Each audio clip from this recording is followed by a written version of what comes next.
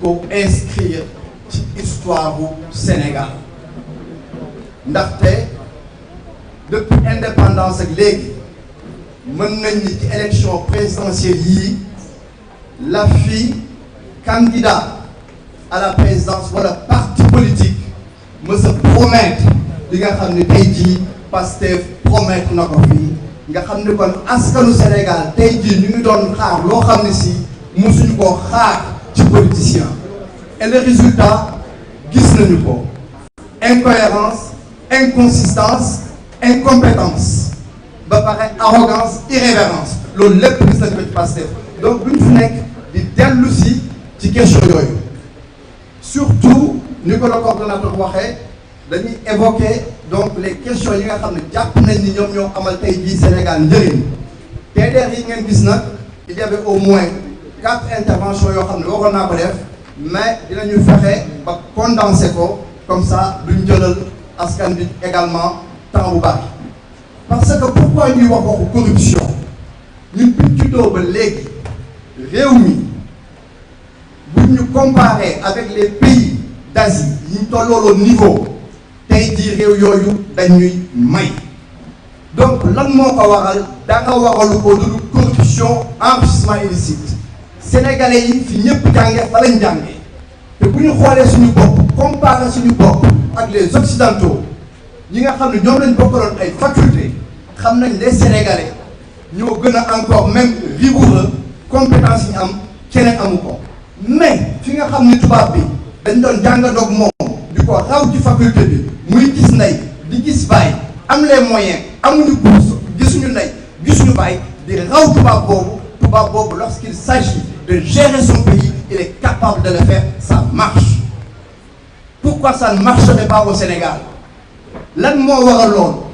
lenn waralu ko lu dul tappale ak caaxaan bi nga xam ni moom moo nekk ci réew bi corruption enrichissement illicite boobu ba léegi ñu ngi wax ay organisme ay crédit ay yeneen ak yeneen mais ma foi boobu ba léegi pour quel résultat parce que corruption boobu dañu dem ba mu nekk consubstantiel à notre être dañu dem ba mu nekk suñuy yàq suñuy sidit suñuy budit suñu biir bopp corruption boobu fépp la nekk ba nga xam ne tey jii quelqu'un qui pose un acte corruptif nit ñi dañuy jàpp ni day def lu baax wala ay teranga la or du ay teranga corruption la jataay bi ñu toog fii tey kan moo fi mësul poser acte corruptif de manière volontaire ou de manière contrainte kan moo fi mësul assister à un acte corruptif amul nous l'avons tous vécu et nous sommes tous complices à des niveaux différents parce que tout simplement songuñu ko bëgg a xeex ak moom ni ñu war a mën a xeex ak moom dañuy sant yàlla bi ñu yàlla boole leen jataay bi imam la imam diine l'islam ak beneen diine bu mën doon lu ñu ko du dëgg dëggee dëgg la ci ginnaaw dëgg du dëgg kon ku ne xam na ni diine du mën ci doon bu la nee njaboot dëkkal woddal dundal yaral jàngal fay mais ñun tey jii Sénégal am ay wayjur ñu yar ñu bañ màgg ci biir réew mi tey jii nag ñun ñu dem ba nekk ay wayjur gis ni la ñu doon dund lu ci bari tappale ak caaxaan moo ko indi tappale ak caaxaan mag ñi donc ñun duñ dem ba nekk ay wayjur war a defar suñuy doom yooyu defar Sénégal doom yooyu ñu nekk ak ñoom ci tappale ak caaxaan dinañ leen wax dëgg ñu dégg lu dul dëgg du dëgg kon ci wàllu corruption boobu bu ñu koy wax boobu ba léegi dañ ko tënk ci corruption financière corruption administrative corruption bi dafa weesu foofu corruption bu ñu demee ba ci wàllu diine dinañ ko fa fekk nit ñoo xam ne dañoo jël diine mbubboo ko di dundee askan wi loolu lépp ci xeetu corruption yi la buñ duggee ci politique bi fekk ko fa buñ duggee dans le milieu intellectuel fekk fa corruption bi ku ci nekk yaa ngi nekk ay xeetu corruption pour des intérêts crypto-personnels mais liggéeyal réew mi ñu waxante dëgg ba ñu mën a am tali yu doy hôpitaux yu doy école yu doy enseignants yi médecins yi loolu mooy urgence bi tey jii parce que dañuy wax rupture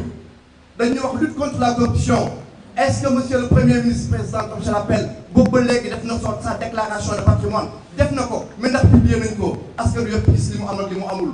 boobu ba léegi ñu koy woo ni ko dañu bëgg un audit général des agents des régies financières au Sénégal ndax ñun ñëpp xam nañ li xew ci régies financières yi jamais tontu ci wax loolu te duñ ci mës a tontu dañoo bëgg mbir yi leer wàllu corruption boobu tey jii suñ ci ñëwee di continuer méthode de lutte yi nag ñu ngi fi am nañu c'est clair c'est net c'est précis suñ naataangee réew am nañ ay protocole yu clair yu leer bi ñuy wax ci wàllu policiers yi mais ci la état bi commencé wax boobu policiers yi ñun bi ñuy wax wàllu policiers yi 2013 toog ci télé heure de grande audience ni askanu Sénégal filmer leen enregistrer les policiers et les gendarmes et les douaniers les corps habillés de ces pays parce que nag la peur doit changer de camp du kii sàcc moom moo war a am fi du jàkkaarloo ki muy sàcc ba pare di ko manquer de respect kii sàcc moom moo war a tiit donc on doit renverser la peur ñi nga xam ne ñoom ñooy jël xaalis askan wi ñuy xoqatal askan wi ñoo war a tiit mais pas la population nos forces de défense et de sécurité dañ fi nekk pour rassurer ñu sécuriser ñu mais pas de nous mettre en insécurité parce que justement bu ñu la arrêté sax nga rappeler tout simplement les règles élémentaires de droit ñu ni outrage eh bien njëf yi mën naa mujj police ñu jàpp la fa ainsi de suite ñàkkal la fayda toroxal la donc yooyu yëpp la ñu bëgg mu dakk nit ci suñu naataangee réew bind ay protocole yu clair yu précis loolu la ñuy xaar également ci gouvernement bi nga xam ne moom moo fi nekk ay protocole yu clair yu précis sénégalais yëpp gis ko xam ni corruption bi nga xam ne moom moo ñuy bëgg a rey eh bien dinañu ko xeex bu ñu dellusee ci wàllu njaboot gi mais dañuy waxante dëgg def loo mën wax loo mën boo tëddee nelaw borom bi tegul kenn lu mu àttanul wante tamit bu kenn teg état du Sénégal lu état du Sénégal àttanul dañuy waxante dëgg les services publics tey jii ñun ñëpp xam nañ ni àttanuñu la population sénégalaise certes politiciens yi dem nañu ak suñu xaalis ba infrastructure yi dafa doyul certes mais chaque citoyen fa mu toog war naa xoolaat boppam seetaat boppam xam moom lan moo ko warloo ak réew mi mooy am doom yoo xam ne si jox nañ leen temps bi ci wax jox nañ leen affection bi ci wax jox nañ leen bien bi ci wax mettre nañ leen dans les meilleures conditions de réussite pour qu'ils soient des citoyens utiles à notre nation autrement jëmuñu fenn dañuy wax nii rek di fannal suñu bopp beneen bi nga xam ne moom moo am solo également dañ fi nekk société civile bi nekk fii ay politiciens nekk fii ay associatifs nekk fii eh bien tey jii bis bi li tax mu am solo surtout pour ñun en tout cas suñu naataangee réew mooy xool ñun ci lan la ñu mën a ànd réellement parce que nag le projet ce n'est pas tout simplement de faire tomber un gouvernement boobu ba léegi bépp coalition bu tegee ci réew bi ci schéma yooyu ngay nekk ay schéma wu mën naa ni conquête de pouvoir am na solo mais pouvoir bi boo ko jëlee lan ngay def ci pouvoir bi c'est ça la question te ñun ñi nga xam ne ñun ñoo fi toog tey bu ñu bëggee suba bu ñu wuutoo bii gouvernement nga xam ne moom moo fi nekk ñu amal sénégalais njëriñ il faut que ñu accordé wu ci mbir yoo xam ni dafay leer naññ mbir yoo xam ni intérêt sénégalais yi la mais pas ay intérêt politicien parce que nag boobu ba léegi bu ñu fiy def ay dialogue di lekk ay petits fours di naan eau minérale eh bien les conclusions finalement ñan la arrangé les politiciens et ça nous renvoie au dialogue d'aujourd'hui lépp li nekk ci TDR gouvernement bi lépp waxu politicien la concerné ñun politiciens yi seen ay droit ci réew mi dañu bëgg ñu respecté ko mais droit wu population bi la population sénégalaise les populations vulnérables néew ci doole ci réew mi kan moo leen di protéger bu ñuy wax wàllu corruption bi fii buñ fi toogee bu fi APR Benno Bokk Yaakaar nekkee au pouvoir ñi tey ji nekk au pouvoir dañ doon wax ni la justice elle est corrompue tey jii opposition bi nee nañu la justice est aux ordres mais kon bu dee politiciens yi la justice bi mën a téye di pamti pamtee parce que cette justice est aux ordres est-ce que nit ñi ñu ngi xalaat doomu aadama yi néew di doole yi ñi nga xam ne kenn mën leen defal intervention ñu nekk ci biir réew mi ñu leen di tooñ di leen tëj ci kaso yi di leen toroxal est-ce que nit ñi ngi xalaat doomu aadama yooyu kenn xalaatu leen.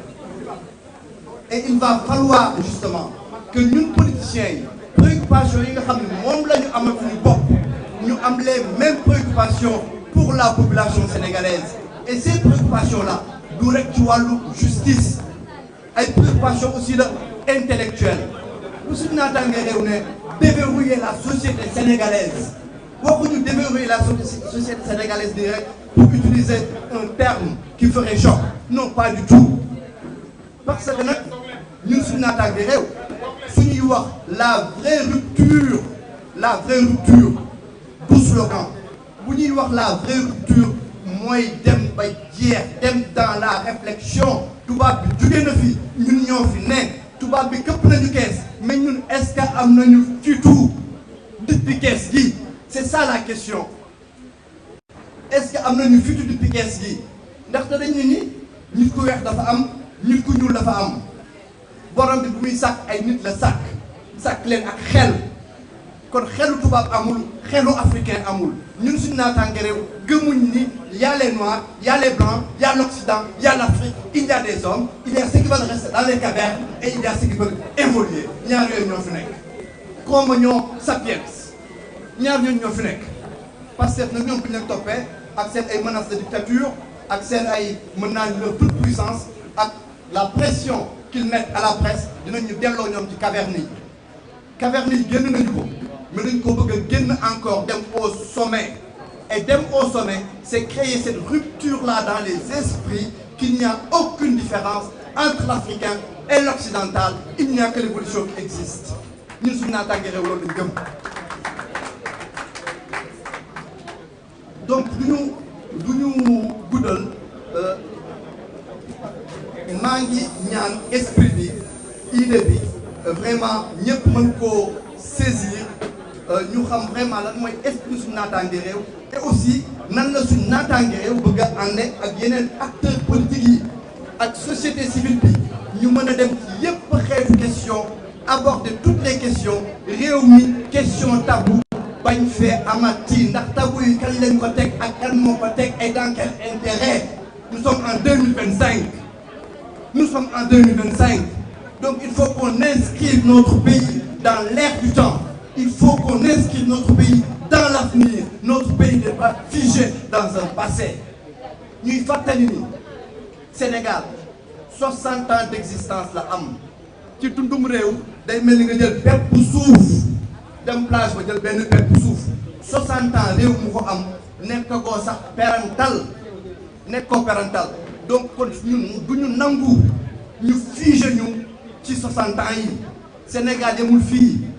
damay joxe benn exemple Cheikh Anta Diop pour lequel nous avons un profond respect pour l'intellectuel mais ñun ay Cheikh Anta Diop mais dañ ci ñaan am ci ay centaines